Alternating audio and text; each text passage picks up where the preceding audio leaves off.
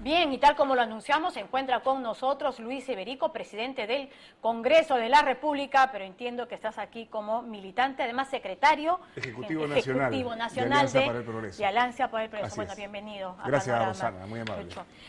En febrero, en diciembre y en enero, la popularidad o el respaldo de César Acuña, según la encuesta de Ipsos Apoyo, era de 13 puntos. Ha bajado 7, está en 6.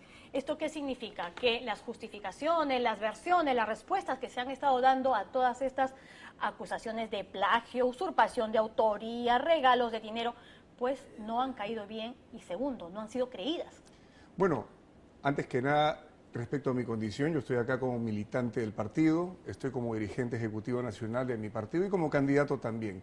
Sin embargo, Rosana, y permíteme hacer este paréntesis, soy perfectamente consciente de mi cargo de presidente del Congreso de la República. Bueno, eso me lleva a actuar con un nivel de ponderación y de mesura que creo siempre lo he demostrado. Aún así, no abdico de asumir el compromiso partidario que yo ostento. Bueno, pero es difícil, ¿no? Digamos, en este momento, ¿cómo distanciar o cómo separar esos dos cargos? Soy una sola persona, pero tengo muy en claro, el Congreso de la República está por encima de las coyunturas electorales, el Congreso de la República está por encima de los partidos políticos y ahí mantendré la conducta democrática, pluralista, que creo yo todo el país es consciente, me ha venido caracterizando a mí y a mi mesa directiva. Toda esa seriedad con estas respuestas, en algunos casos incluso ya tragicómicas, del candidato presidencial Acuña? Las acusaciones contra César Acuña vienen prácticamente desde que anunció que dejaba el gobierno regional de La Libertad para postular a la presidencia de la República. Ha sido fuego graneado, como se diría, bueno, y aún así mantenerse en 6 puntos, que es una baja, no lo voy a negar, de todas maneras revela que hay un sustento en la candidatura de Acuña y que nosotros, como tú lo estás mencionando, Rosana, tenemos que reestructurar nuestra estrategia para responder con mayor claridad a la ciudadanía, al pueblo, acerca de todas estas acusaciones que han venido siendo respondidas una tras otra. No me parece advertir un reconocimiento de errores, que en este caso no estamos hablando de un error de mala comunicación. De repente el error está en no decir la verdad. Y respecto a lo otro, vamos, tú eres periodista de profesión también, ¿no es cierto? Entonces, esto de que el cargamontón, o sea, cuando hay un candidato, hay que pues empezar a mirar todo y ponerle los reflectores. Como le está tocando a Julio Guzmán ahora. Como estamos tocando a Julio Guzmán, como la semana hemos hecho sobre el candidato Orión del APRA, o todo lo que puede estar pasando en el Callao también, sí, o sea, pero de todos los candidatos. El caso de Acuña es bien especial, ¿no? Por momentos parece que se convierte en el centro de gravedad del periodo electoral. Y hay que responder como tú bien lo dices. Y en eso tenemos que trabajar duramente.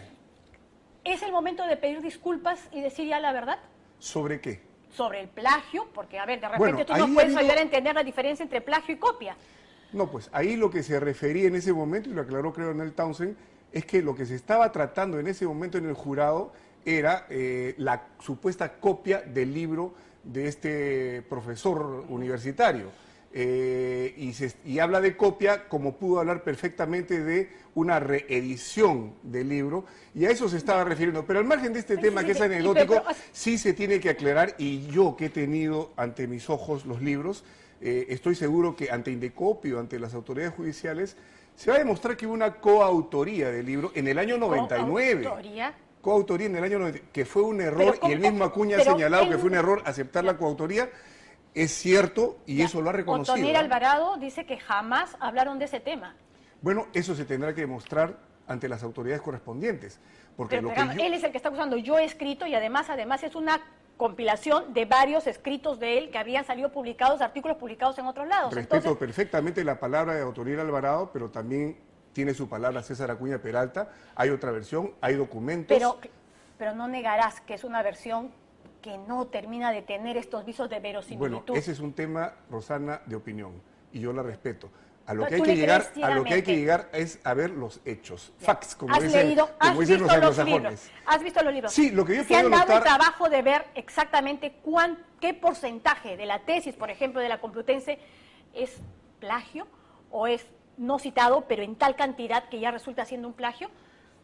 Es una cantidad, sí, importante, pero hay que distinguir si se trata de que César Acuña se sentó y dijo, caracho, voy a comenzar a plagiar todo y cambiar de nombres, que a mí no me cabe en mi mente que alguien pueda pensar así, o si se trata en efecto de omisiones. Y ayer Acuña dijo algo que creo yo debió decirlo desde el principio. Estos errores se cometen a la hora de la redacción final. que es confiada a otras personas, lo cual no lo exime de responsabilidad. Porque finalmente, si yo soy el autor de la tesis, tengo que supervisar, yo pongo mi nombre. Y está en la parte del marco teórico. En una tesis doctoral, y permíteme un poquito, no extenderme mucho en esto, lo fundamental es la investigación que realiza el doctorando. Y en la parte de investigación, que es donde tú produces un nuevo conocimiento, allí no se encuentra no se encuentran los plagios. En un caso hay casi todo un capítulo que es simplemente la repetición de otros libros. Sí, en el marco teórico. El marco teórico, y yo estoy haciendo mi tesis por si acaso. A ver, vamos a tratar de entender esa nueva lógica. Entendamos, el marco teórico es la parte en la cual tú consultas una diversidad de autores, como 100 o 200 autores. Procesas y luego planteas tu aporte. Claro. El aporte está en la parte del trabajo de campo de la investigación científica, que es lo fundamental. No quiero decir que con eso tengamos que admitir que lo otro vale. Es un error, es algo que se tiene que ver inclusive en la universidad, pero lo fundamental en una tesis doctoral y en una tesis de maestría es qué investigas y cuál es tu aporte al conocimiento. Y ahí no hay observaciones. La Universidad Complutense tendrá que decidir dónde está el centro pero lo que está fundamental claro de la es tesis. Que un amplio sector del país, casi la mitad de los que habían estado adhiriéndose, no le creen. Así es, y tendremos que hacer que le crean hablando con mayor transparencia y hablando con la verdad, como bien lo ha señalado. Pero con la verdad. Me equivoqué, no, me confié, no fui riguroso, muy bien, puede ser. Muchas veces pasa eso con las tesis, a tal punto que hay universidades que te aceptan hasta rangos de supuestas copias o plagios o similitudes, porque hay un margen de error permanentemente. Excedió el margen, pero así, notablemente. Lo excedió, eso es una responsabilidad que tendrá que admitir, pero repito, la parte sustancial de una tesis doctoral es tu aporte con un nuevo conocimiento, producto de una investigación que duró 10 años además. A ver, vamos a este otro tema, el tema de la semana. Tú fuiste una de las personas que más luchó contra el fujimontesinismo, el hombre además que entregó el video que finalmente dio lugar a que todo esto se cayera, que todo eso se cayera. ¿Te sientes cómodo con lo de lo que ha dicho Matilde Pinchi Pinchi? ¿Te sientes cómodo al lado de una persona que pudo haber sido un topo?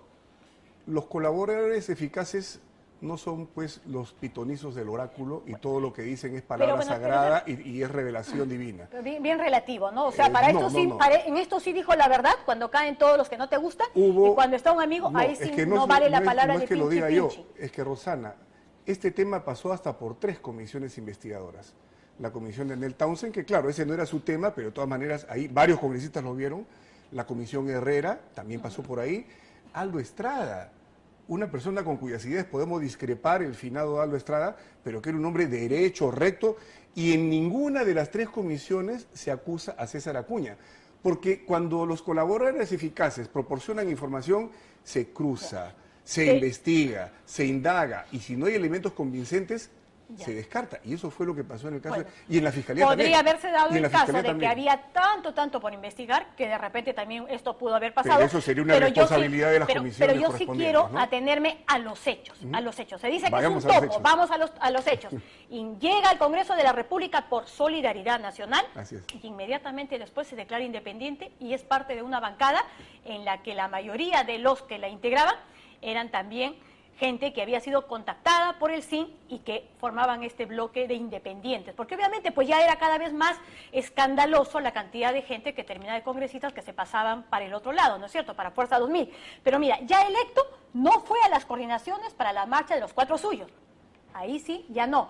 Una vez que juramenta, hay las votaciones, ¿no es cierto? Por ejemplo, para formar una comisión por todo lo ocurrido en los hechos del Banco de la Nación, César Acuña, abstención. Para investigar los ingresos de Montesinos, César Acuña, abstención. Moción para que el ministro del Interior venga a explicar lo que ocurrió en una conferencia de prensa, esta de las armas de la FARC, vota en contra. Y cuando se tiene que ver en la vacancia tras la renuncia del FARC, se abstiene. Para las elecciones, para la presidencia, en este caso cuando sale Marta Hildebrand, pues toda la oposición queda en que van a mostrar los votos. César Acuña no lo hace. ¿Todos esos hechos no te hacen dudar y suponer que efectivamente fue un topo? Mira, en esa época había obviamente había los que estábamos en la línea de fuego. Y estábamos combatiendo abiertamente al gobierno de Fujimori y Montesinos. Había el oficialismo, que estaba trincherado también, y habían los términos medios, y no todos tenían por qué asumir una u otra actitud. Dentro de ellos habría topos. Pero esto no es término medio. Dentro de ellos probablemente había topos. ¿Qué pongo yo en el otro plato de la balanza? Porque hay que poner los dos. Algo que un asesor acaba de cuestionar, pero que es cierto, yo lo vi, yo lo viví.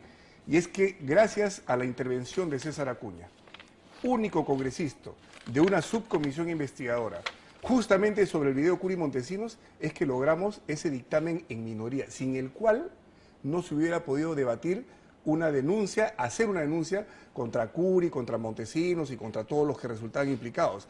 Y el Pleno, inclusive, gracias a ese dictamen en minoría, lo pudo hacer. Entonces, ¿cómo se explica que un topo pero ahí entra de pronto cambie, otra acción? Ay, claro, de pronto cambie y justamente permita hasta la huida de Fujimori a Brunei y después a Japón? Gracias a eso. El mismo asesor si fue explica tibio, cómo se manejó todo esto y la presión que hubo.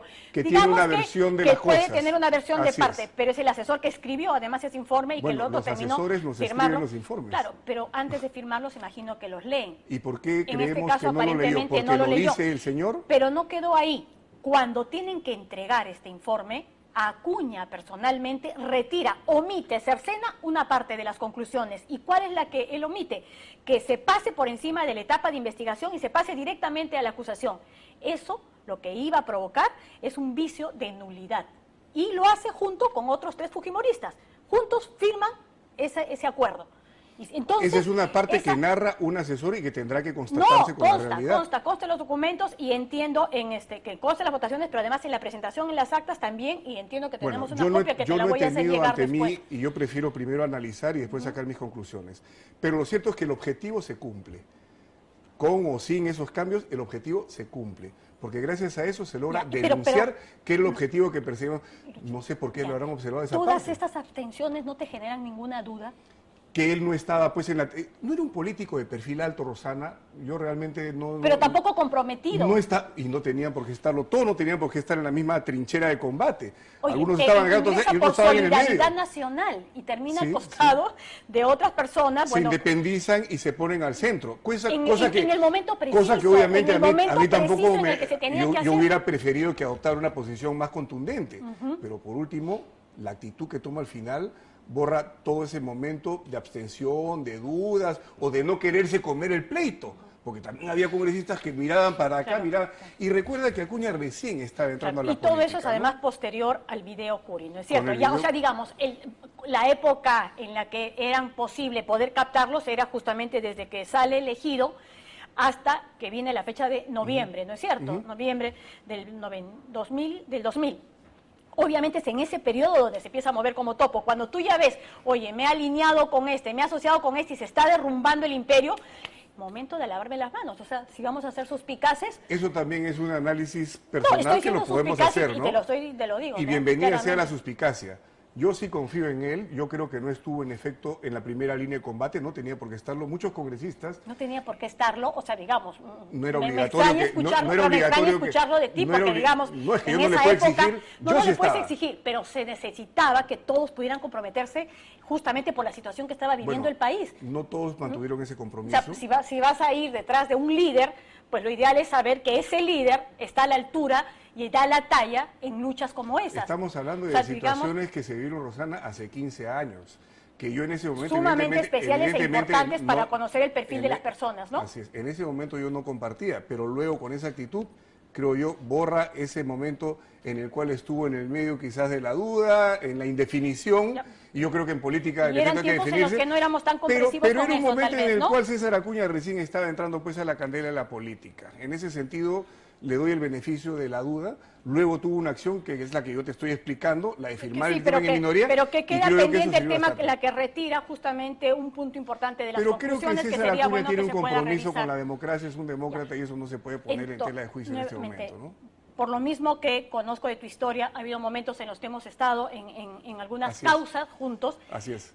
Quiero entender ese respeto y la manera en que estás siguiendo a un líder que puede tener este papel que tú dices bastante tibio en un momento tan importante, acusado del tema del plagio, que regala dinero prácticamente a cambio de votos y que no te pueda generar pues ninguna duda y al contrario, terminas creyendo ciegamente en él. Rosana, a lo largo de la historia de la vida de uno puede ir cambiando de posición y eso hay que respetarlo.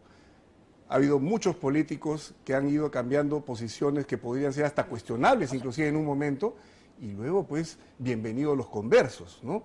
Entonces, de ahí en adelante fue otra la actitud que tomó César Acuña Peralta, y eso es lo que yo rescato, y por eso estoy en su partido el día de hoy. No me cabe la menor duda de que tiene un compromiso profundo con la democracia, es un hombre demócrata, y de eso no tengo la menor sombra de dudas. Pero todo lo otro, que es lo actual, que es el presente, hoy hemos visto hasta este título ahora de el ingeniero químico de la década, bueno, el más destacado de la década. A mí me encantaría saber qué hecho, o sea, qué aporte ha hecho a la ciencia para ser declarado el ingeniero químico de la década. Eso lo tenemos que aclarar, evidentemente. Yo recién estoy tomando conocimiento de esto. Ha sido algo dado, me parece, por lo que he escuchado, por el Colegio de Ingenieros Químicos de la Libertad. Perú, pero del Perú, dice, bueno, lo han buscado en La Libertad, han buscado en Lima, han buscado por todos lados de donde pudo haber salido, pero en lo que él declara como su hoja de vida, dice del Perú.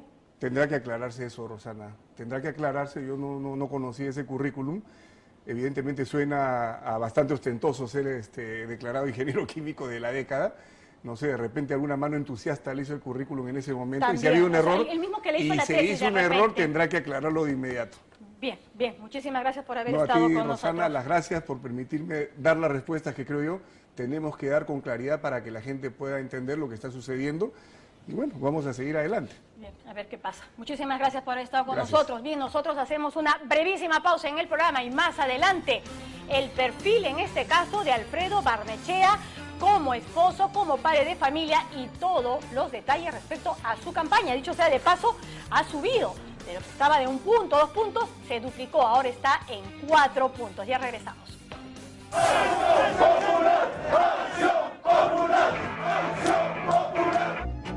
Las verdaderas cifras para él están en calles y plazas, esas que ha comenzado a llenar de adeptos en el interior del país. Dice que esta elección es una disputa entre el fujimorismo y usted.